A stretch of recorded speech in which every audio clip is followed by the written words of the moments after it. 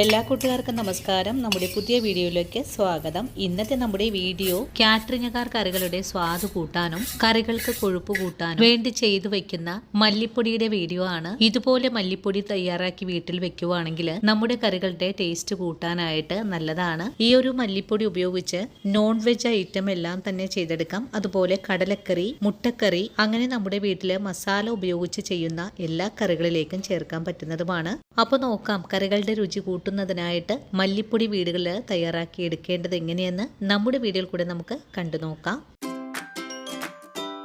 ഇനി നമുക്ക് മല്ലി വറുത്തെടുക്കുന്നത് എങ്ങനെയാണെന്ന് നോക്കാം. ഇതിനായിട്ടൊരു പാന് അടുപ്പിലേക്ക് വെച്ച് കൊടുക്കുക. ഇതുപോലെ മസാലകളൊക്കെ വറുത്തെടുക്കാനായിട്ട് നല്ല കട്ടിയുള്ള പാത്രങ്ങളാണ് കേട്ടോ എടുക്കേണ്ടത്. 1/4 കിലോ മല്ലി കഴുകി വെയിലത്തിട്ട് ഉണക്കി വെച്ചിട്ടുള്ളതാണ്.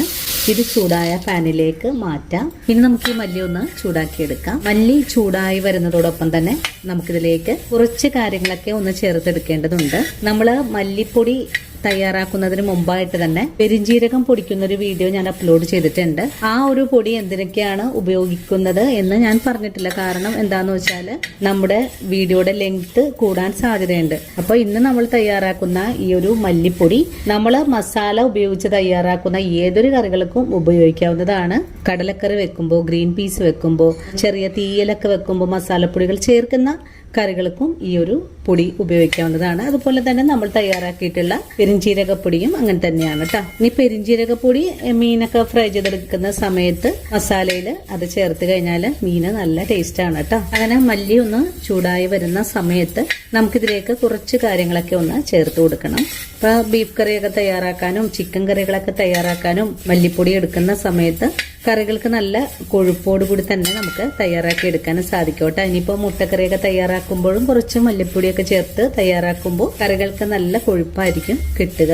ഇന്ന് നമ്മളൊരു 1/4 കിലോ അളവിലാണ് മല്ലി എടുത്തിട്ടുള്ളത്. ഈ ഒരു മല്ലിയിലേക്ക് 2 സ്പൂൺ അളവില് പെരിഞ്ജീരകം ചേർക്കണം കേട്ടോ. പെരിഞ്ജീരകം ചേർക്കുന്നത് നല്ലൊരു ഫ്ലേവർ നമ്മുടെ ഈ ഒരു മല്ലിപ്പൊടിക്ക് കിട്ടുന്നതിന് വേണ്ടിയിട്ടാണ് കേട്ടോ. നമ്മൾ പൊടിക്കുന്ന പൊടി സാമ്പാറിനൊന്നും ഉപയോഗിക്കരുത് കേട്ടോ. ഇത് മസാല ഉപയോഗിച്ച് തയ്യാറാക്കുന്ന കറികൾക്കാണ് ഞാൻ പറഞ്ഞിട്ടുള്ളത്.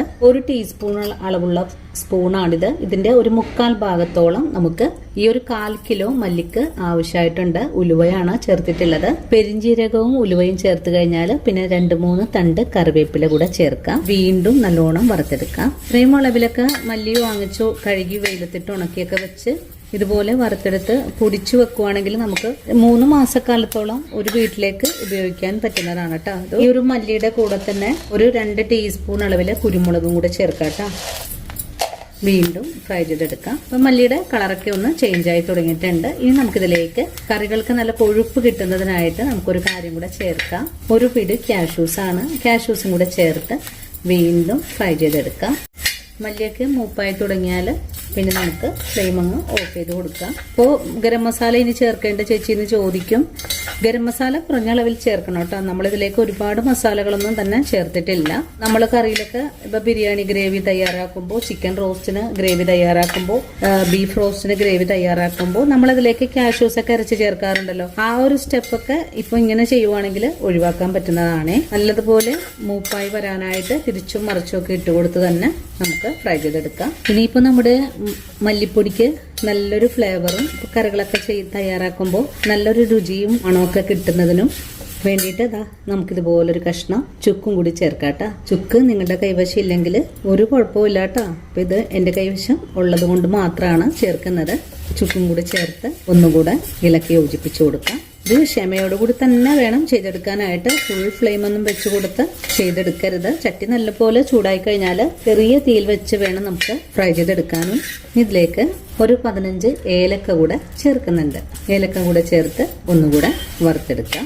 ഇപ്പോൾ മല്ലി ഒന്ന് മൂപ്പായൊക്കെ വന്നിട്ടുണ്ട് കേട്ടോ. അതെ, ഒന്ന് കളറൊക്കെ ചേഞ്ചായി ഒരു ചെറിയ കറുപ്പ് കളറിലേക്കൊക്കെ വന്നിട്ടുണ്ട്. വെയിലത്തിട്ട് ഉണക്കി വെച്ചിട്ടുള്ള മല്ലിയാണ്. അപ്പം അതുകൊണ്ട് എളുപ്പത്തിൽ തന്നെ മല്ലി മുരിഞ്ഞ് കിട്ടും. ഇനി കൂടുതലായിട്ടൊന്നും വറുത്തെടുക്കേണ്ട ആവശ്യമില്ല. ഫ്ലെയിമിങ് ഓഫ് ചെയ്ത് കൊടുക്കാം. അതിനുശേഷം ചൂടാറി വരുമ്പോൾ നമുക്കൊന്ന് പൊടിച്ചുകൂടെ എടുക്കാം കേട്ടോ.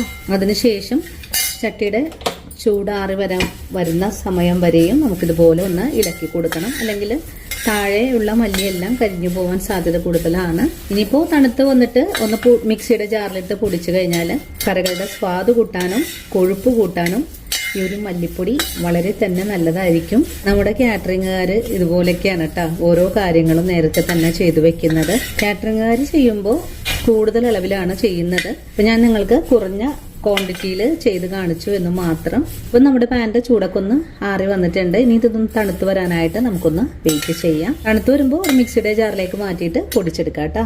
ഇപ്പോൾ മല്ലിയുടെ ചൂടൊന്ന് ചെറുതായിട്ടൊന്ന് ആറി വന്നിട്ടുണ്ട്. ഈ ഒരു സമയത്ത് നമുക്കിതിലേക്ക് ഒരു 1/4 ടീസ്പൂൺ മഞ്ഞൾപ്പൊടിയും കൂടെ ചേർക്കാം കേട്ടോ. ഇത് മല്ലിപ്പൊടിക്ക് നല്ലൊരു കളർ കിട്ടുന്നതിന് വേണ്ടിയിട്ടാണ്. എല്ലാം കൂട്ടി ചേർത്ത് ഒന്ന് മിക്സ് ചെയ്തെടുക്കാം. ഇനി ചൂടാറി വരട്ടെ. ഇപ്പോൾ നമ്മുടെ മല്ലിയുടെ ചൂടൊക്കെ ഒന്ന് ആറി വന്നിട്ടുണ്ട്. ഇനി നല്ല ഉണങ്ങിയ മിക്സിയുടെ ജാറിലേക്ക് മാറ്റിയിട്ട് നമുക്കിതൊന്ന് പൊടിച്ചെടുക്കാം. ഇനി നമുക്ക് പൊടിച്ചെടുക്കാനായിട്ട് മിക്സിയുടെ ജാറിലേക്ക് മാറ്റാം. ഒറ്റ തവണ കൊണ്ട് തന്നെ നമുക്ക് പൊടിച്ചെടുക്കാവുന്നതാണ്. അങ്ങനെ നമ്മൾ മിക്സിയുടെ ജാറിലേക്ക് മല്ലി മാറ്റിയിട്ടുണ്ട്. ഇനി നമുക്കിതൊന്ന് പൊടിച്ചിട്ട് വരാം. അങ്ങനെ നമ്മുടെ മല്ലി ഞാനിവിടെ പൊടിച്ചെടുത്തിട്ടുണ്ട് കേട്ടോ. പൊടിച്ചെടുത്തപ്പോൾ തന്നെ നല്ലൊരു മണമാണ് നമുക്കിവിടെ കിട്ടുക. ഇനിയിപ്പോൾ കറികളിലൊക്കെ ചേർക്കാനൊക്കെ വളരെ തന്നെ നമുക്ക് എളുപ്പമാകും. ഈ ഒരു കളറിലാണ് നമുക്കിവിടെ കിട്ടിയിട്ടുള്ളതും. നമുക്ക് ഈ പൊടിയുടെ ചൂടാറി വരുമ്പോൾ ഒരു ഗ്ലാസ് കണ്ടെയ്നറിലേക്ക് മാറ്റിയും കൂടെ വെക്കാം. അപ്പോൾ ഒരു 1/4 കിലോ മല്ലിയാണ് ഞാനിവിടെ പൊടിച്ചെടുത്തിട്ടുള്ളത്. അത് നല്ല ഭസ്മം പോലെ തന്നെ നമുക്കിവിടെ പൊടിഞ്ഞും കിട്ടിയിട്ടുണ്ട് കേട്ടോ. കണ്ടോ? അപ്പോൾ നിങ്ങൾ ഇനി മില്ലിലൊന്നും കൊടുത്ത് പൊടിപ്പിക്കേണ്ട ആവശ്യമൊന്നും തന്നെ ഇല്ല. ഇതുപോലെ നല്ല വെയിലുണ്ട് ഈ ഒരു സമയത്ത് കഴുകി വെയിലത്തിട്ട് ഉണക്കി മല്ലിപ്പൊടി ഇതുപോലെ ഉണ്ടാക്കിയാൽ ഇറച്ചിക്കറികൾക്കൊക്കെ നല്ല സ്വാദ് കിട്ടും. അപ്പോൾ ഈ ഒരു വീഡിയോ കാണുന്ന ഒരുപാട് പേര് എന്നോട് ചോദിക്കും, ഇനിയിപ്പോൾ ഗരം മസാലപ്പൊടിയോ മീറ്റ് മസാലപ്പൊടിയോ ചേർക്കണോ ചേച്ചിന്ന്. ഗരം മസാലപ്പൊടി നമ്മൾ മല്ലിപ്പൊടിയൊക്കെ ചേർക്കുമ്പോൾ ഇനി ഗരം മസാലപ്പൊടി കുറഞ്ഞ അളവിൽ ചേർത്താൽ മതിയാകും. അപ്പോൾ ഇന്നത്തെ നമ്മുടെ വീഡിയോ എൻ്റെ കൂട്ടുകാർക്ക് വളരെ തന്നെ പ്രയോജനകരമായി എന്ന് ഞാൻ വിശ്വസിക്കുന്നു. അപ്പോൾ ഇനി നല്ലൊരു വീഡിയോ ആയിട്ട് നാളെ കാണാം. അതുവരെ ഒത്തിരി സ്നേഹത്തോടെ വീണ്ടും കാണാം.